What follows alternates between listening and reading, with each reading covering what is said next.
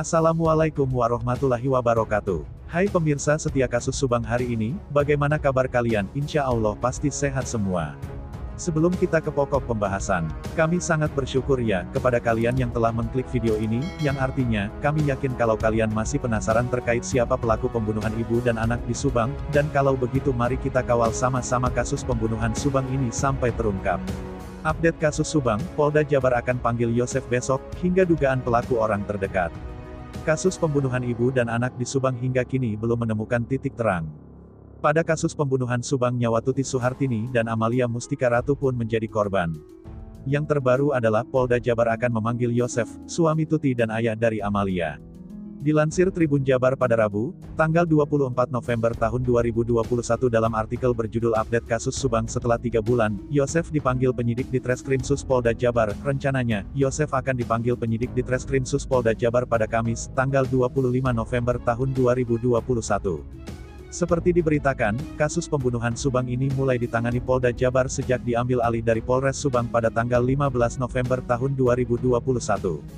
Kuasa hukum Yosef, Rohman Hidayat membenarkan kliennya akan kembali dipanggil penyidik dari Polda Jabar Kamis, tanggal 25 November tahun 2021 besok.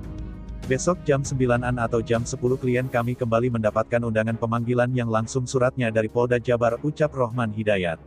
Kendati demikian, pihak kuasa hukum Yosef masih belum mengetahui maksud dari tujuan pemanggilan dari kliennya yang diundang langsung oleh penyidik dari Polda Jabar. Kami masih belum tahu maksud tujuan penyidik yang kembali memanggil Pak Yosef, kabarnya bukan hanya Pak Yosef saja yang dipanggil, ada juga saksi lain yang mendapatkan undangan pemanggilan besok, katanya. Pihak kuasa hukum Yosef juga mengungkapkan bahwa saat ini pemanggilan dari kliennya langsung menggunakan surat atas nama Polda Jabar dan sudah tidak lagi mengatasnamakan Polres Subang.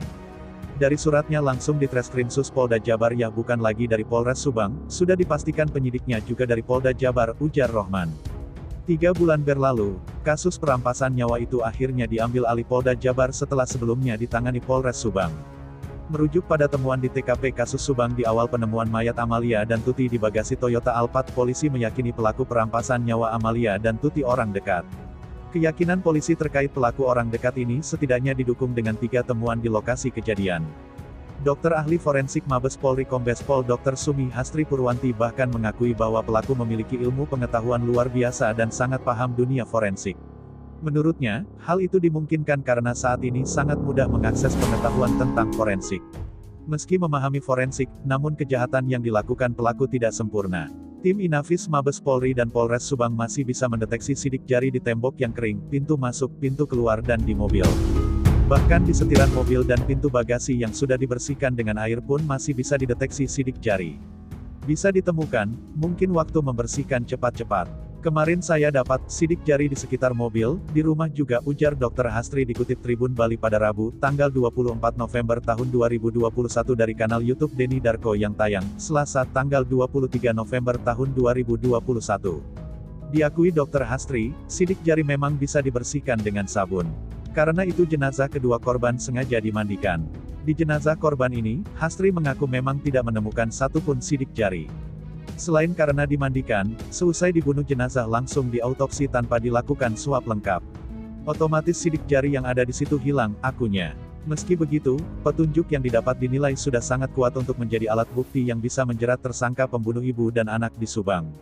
Apalagi, bukti yang didapat Dr. Hastri ini juga akan dikolaborasikan dengan sejumlah alat bukti lain seperti file detektor kebohongan, psikologi forensik hingga ilmu grafologi.